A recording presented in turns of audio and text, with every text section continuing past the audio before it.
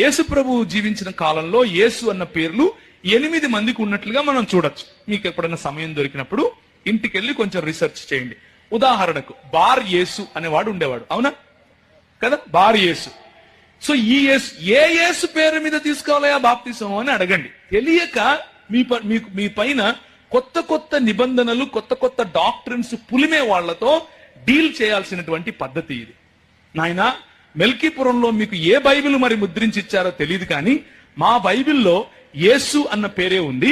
యేసు అన్న పేరు ఎలా పెడతారు? ఆయన పేరు యెషువా కదా, నువ్వు ఎలా యేసు అని రాసుకున్నావు అని ఉల్టా అడుగుతారు.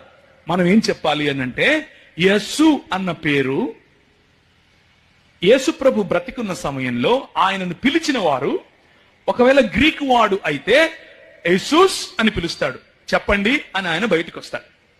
ఒకవేళ అరమైక్ భాష మాట్లాడేవాడైతే యెషు అంటాడు, అప్పుడు ఆయన